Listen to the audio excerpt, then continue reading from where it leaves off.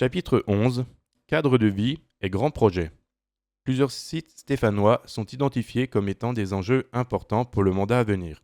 Pour chacun de ces ensembles, nous porterons des ambitions fortes afin de favoriser leur reprise en main ou redécouverte par la population et réaliser la bifurcation écologique. Cependant, rien n'est arrêté et chacune de ces opérations fera l'objet d'importants processus de concertation. La charité. La charité est un morceau de ville ayant sa propre cohérence, marqué par une diversité architecturale témoignant de son évolution à travers les siècles. Elle est aussi l'opportunité d'un parc urbain dans le quartier Saint-Roch, dépourvu de tout espace vert public et touché par une forte paupérisation. Elle représente enfin l'héritage d'un programme à destination des plus fragiles à faire perdurer dans une ville encore durement touchée par la pauvreté. Ainsi, nous aménagerons le site selon les principes suivants.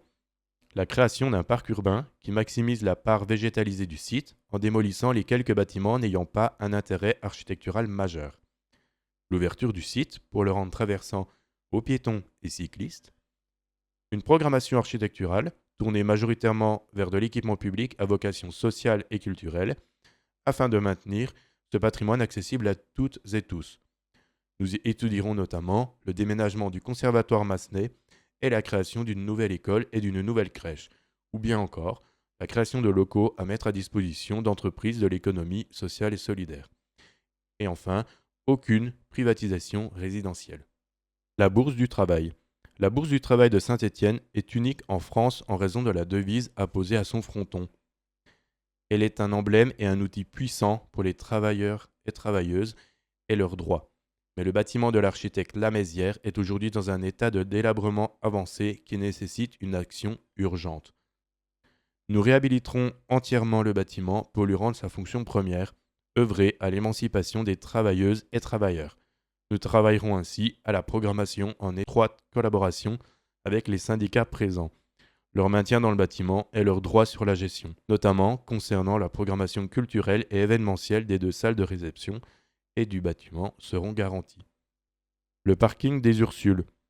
Ce parking ne peut rester en l'état du fait de sa vétusté et de son inadaptation aux enjeux actuels. Nous souhaitons pouvoir démolir une partie du site afin de recréer un espace public de qualité permettant de mettre en valeur la colline des Pères et l'ancienne école des Beaux-Arts. Le niveau souterrain, ainsi que le niveau zéro accolé à la colline pourraient être conservés et consolidés. Cela permettrait de préserver environ la moitié du stationnement actuel, tout en aérant le site et en ouvrant aux piétons.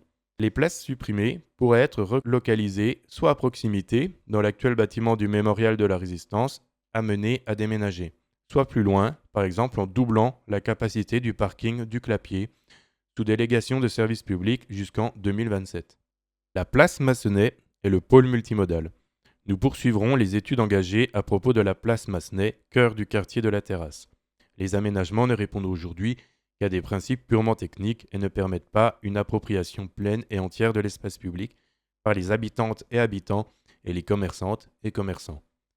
En tant que place principale du quartier, mais aussi que pôle multimodal en entrée de ville, la place revêt un enjeu très large et urgent. La plateforme du tramway entre Place du Peuple et Carnot et les places du centre-ville. La plateforme du tramway doit être intégralement reprise entre les places du Peuple et Carnot, ce qui devrait engendrer 18 mois de travaux sans tramway. Nous aurons à cœur de faire en sorte que cela impacte le moins possible le quotidien des Stéphanoises et Stéphanois. Nous lancerons ainsi une étude de faisabilité préalable pour déterminer la possibilité de décaler les voies du tramway vers l'est, afin de réaliser une opération dite en tiroir, permettant au tramway de fonctionner de manière ininterrompue sur la durée du chantier. Nous profiterons de cette occasion pour repenser les déplacements en rendant cette zone piétonne et en ajustant le niveau du sol. Cela permettra d'avoir un sol continu d'un mur à l'autre des places et de faciliter la circulation de tous, notamment des personnes à mobilité réduite.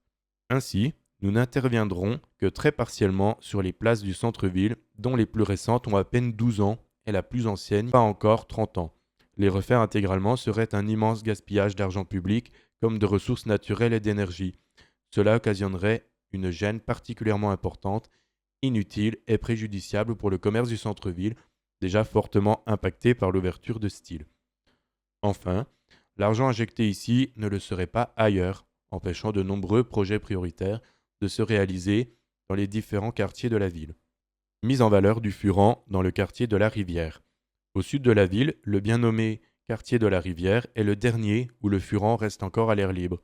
Nous ne réactiverons pas le serpent de mer consistant à promettre sa découverture dans le centre-ville, coûteuse pour un effet limité.